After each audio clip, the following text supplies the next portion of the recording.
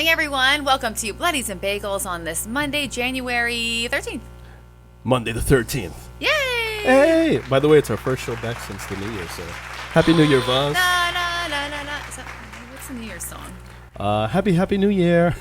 Wow, to James, you. stick to your day job. Yeah, we got to move that more towards you just in case the people can't hear you. But yeah, okay. Are we Hey, still no, on? You're fine there. Yeah, Okay, we're on. hi. I hope you can hear Yeah, me. Keep it there. We're good. Am I Just getting had off to- speaker? No, we needed to be pointed towards you. How was your weekend? My weekend was great. For the first time in a long time, I'm going to start it off because you know a little bit of the story.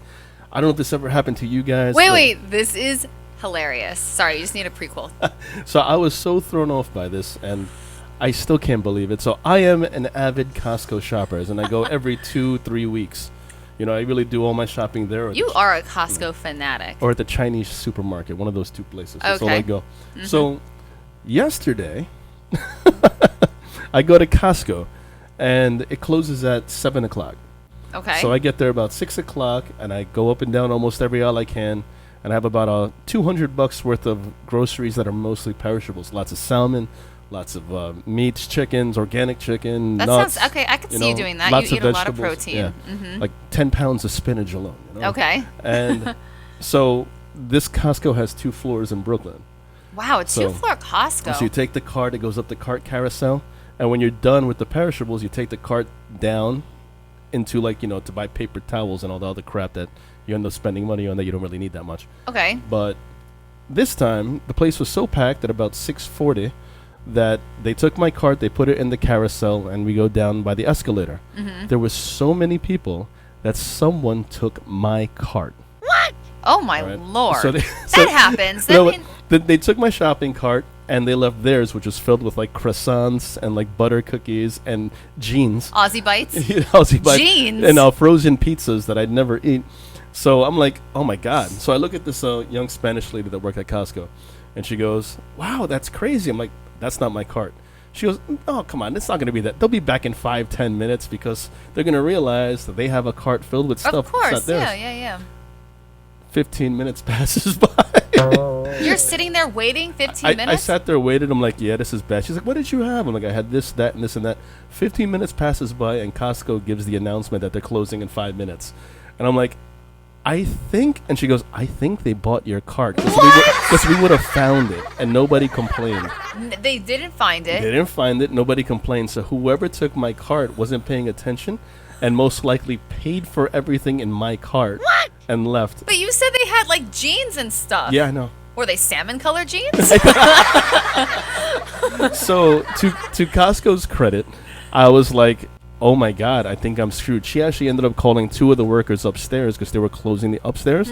They let me go back up. They gave me a cart through the elevator, and they actually helped me shop. Like, what did you have?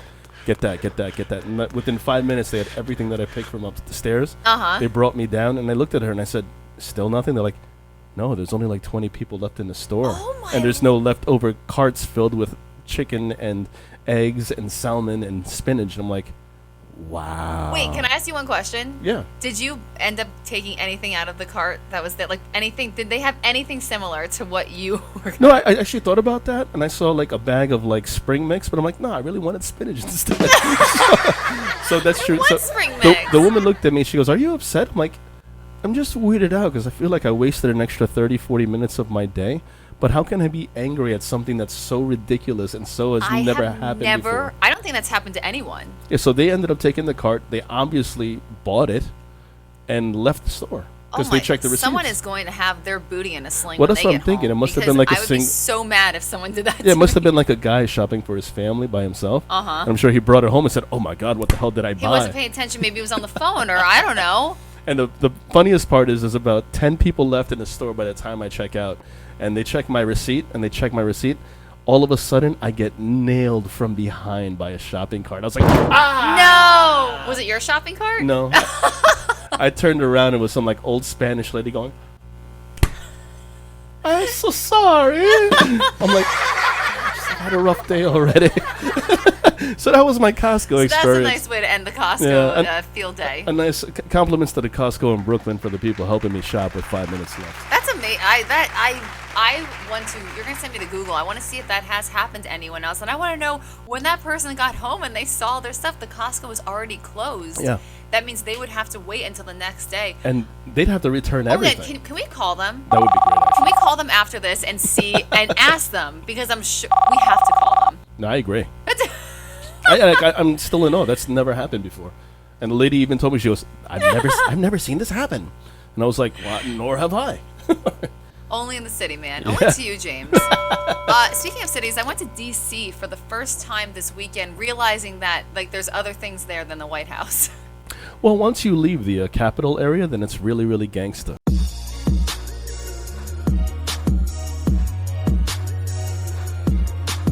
I didn't go to the gangster part. I went to, they have like all these cool little bars and stuff like that. Something I did notice, the men are so much more attractive down there than the women. Well, I've been to D.C. 3 times. And every time I've only seen one girl that I thought was attractive. So it's true. Yeah. I mean, it was really interesting to see because in New York City, you know, every block, there's eye candy for me to look at. Beautiful, yeah. In D.C., the only time I've ever looked at women that were eye candy, I They're don't know, maybe this is being masculine or something, but I'm being honest, like, it's a woman that caught my eye was usually a tourist. Or maybe they're really good-looking girls there, but the guys are just super fly. I don't know. I'm just saying. So what makes them super fly? I don't know. Question. They just looked real. They were really attractive. Really, really nice mix of all different kinds of people, and everyone was good looking. Really, there was. So are you trying to say that when you walk through the streets of D.C., like, you know, not Avenue through the streets K, and the bars. I was in the bars. When you were at the bars of D.C., like, you got all the attention. You were the queen. I felt like a supermarmon. Are you kidding so you're me? the queen of Avenue K. That's right. The queen of I don't know where else the places are anymore. The Queen of England. I felt like the Queen of England. I also had a moment with my Uber driver. We stopped at McDonald's and we bought a McDonald's and we all had a little human moment in our Uber ride home. All right, I gotta be honest with you. I gotta ask you. So you went to McDonald's. What did you get? I got a cheeseburger and a fried chicken sandwich and French fries. Why didn't you just go for the Happy Meal? You would have gotten a toy. I don't know. First, I asked to go to Wendy's, and you know what? We pulled up to the Wendy's, and we drove. It was our turn, and they shut the lights off and said, "This Wendy's is closed." And there were people behind us. It's because they smell the alcohol in the car through the drive-thru. They're like, "No, even our Uber driver was laughing hysterically. So then they took us to McDonald's, and he was like, "I know a place. It's open 24/7." So we were like, "Yay!" How good are McDonald's fries when you're drinking? They're absolutely delicious. They're so bad for you, but so good. Yeah. So anyway, I went to Pigtown and. Nothing wrong with that. And we bought him food too. So there you go. Nice. Yeah, it was really nice. He got a double bacon cheeseburger and he got a cheeseburger for the ride home. That's beautiful. Yeah. You know what? That's a good experience. It was a good experience. Sometimes have a little moment with your Uber driver. Make them feel included. I agree. I always try to not talk just in your conversation, but your fat eating habits. So anything else you want to discuss? Yes, there is. What do you want to talk about? I just saw this, and I don't know if this is appropriate to bring up, but I'm gonna wing it. Uh-oh. Gweneth Platrow. Wait, you guys got to hear this. I'm sorry if this is not PG, but I guess it is. Gweneth Platrow has like that little blog. You know, it's called Goop. You guys know it. I've heard of it. And she started selling products on this website, etc., etc.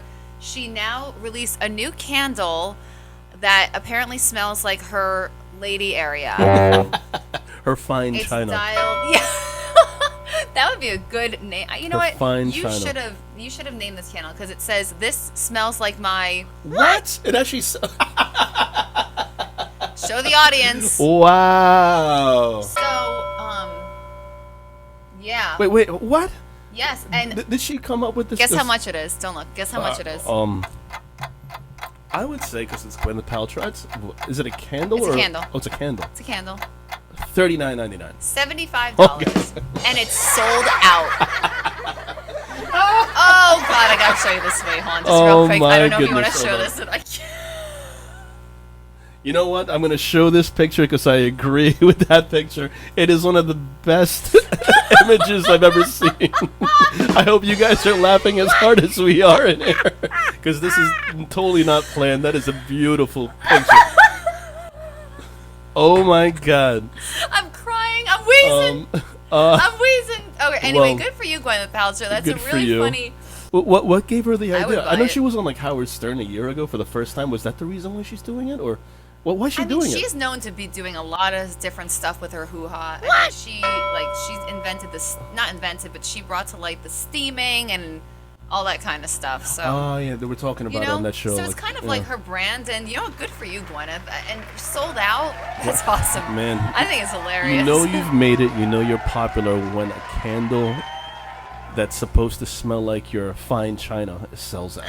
Well, there you go. Oh, let's see what Wow. the scent is. I think. Oh, geranium, geranium, and cedar. And teak wood. And cedar, Oh my goodness. rose, and bergamot. What the hell is bergamot? I don't know. And turmeric. I don't And know. asparagus. Oh God. Well, anyway, Wow. so you know, Well, you know what? I guess that's the best way to leave. bergamot like this. is a fragrant citrus. Oh, I just learned. So there you go. Citrus wood. Fish. Get out of here. All right, everyone. Well, anyway, that's Yeah, a way it's to start time- the morning. It's time to go. We're back for the new year, obviously. we're in good shapes. Good feelings. Good shapes. We're in good shapes. Good shapes for the new year. All right, guys. Yeah, definitely go check that story out. Peace out, everybody. We'll see you soon. Bye, everyone.